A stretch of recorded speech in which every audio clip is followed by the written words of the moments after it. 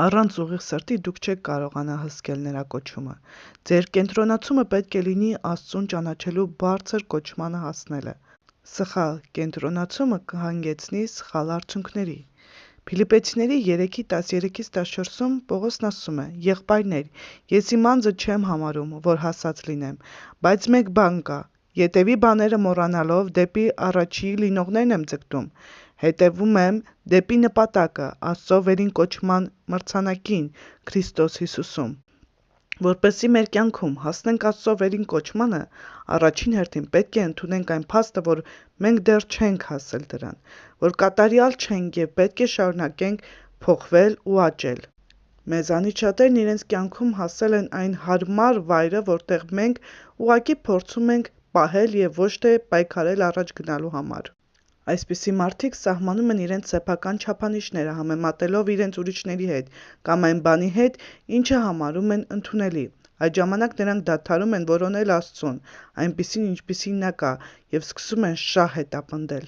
Նրանք շեղվում են նշանակակետից և սկսում մոլորվել իրենց սրտով։ Նրանք կարող են ցանկանալ եկեղեցում հասնել որոշակի հարգանքի և դիրքի, կամ միգուցե ձգտում են ավելի մեծ հարմարավետության կամ համբավի, արդյունքում նրանք շեշտը դնում են ոչ թե Աստծո, այլ իրենց վրա։ Իսրայելի ժողովուրդը չէր ձգտում ճանաչել Աստծուն, այդ պատճառով նրանք չէին կարող ճանաչել նրա ուղիները։ Նրանք հիացած էին Աստծո հզոր ուժով և հրաշքներով, իսկ ով չէր հիանա նրանց փոխարեն։ Նրանք ուրախանում էին ամեն մի գերբնական հրաշքով, քանի որ դա օգուտ էր իրենց։ Նրանք կենտրոնացած էին իրենց վրա։ Ամեն անգամ, երբ Աստծո գերբնական ուժը չէր արտահայտվում, նրանք շեղվում էին։ Մի անգամ Աստված ասեց Մովսեսին, որ իջնի և ասի իր ժողովրդին, որ սրբացնեն իրենց, որովհետև նա պիտի գար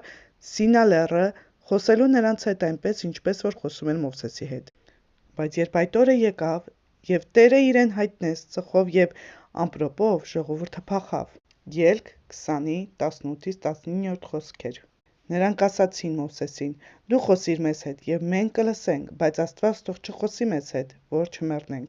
Այստեղ էլ նրանք ցույց տվեցին իրենց շահամոլությունը առանց Աստծո հետ փոխհարաբերություն ունենալու։ Նրանք լավ մտադրություն ունեին, ցանկանում էին կատարել Աստծո խոսքը, բայց առանց նրա հետ փոխհարաբերության դա հնարավոր չէր։ Ինչպես կարող ես հավատարիմ մնալ մեկին, ում չգիտեք, և նրա հետ ժամանակ չեք անցկացնում։ Նրանք փոխհարաբերության փոխարեն ցանկանում էին ստանալ մի բանաձև, որով կարող էին գործել, դրա համար էլ Աստված տվեց նրանց 10 պատվիրանները։ Իսկ հիմա եկեք նայենք այսօրվա եկեղեցուն։ Իսրայել ժողովրդի պես մենք էլ փորձում ենք կատարել Տիրոջ պատվիրանները, չցանկանալով անձնական փոխհարաբերություն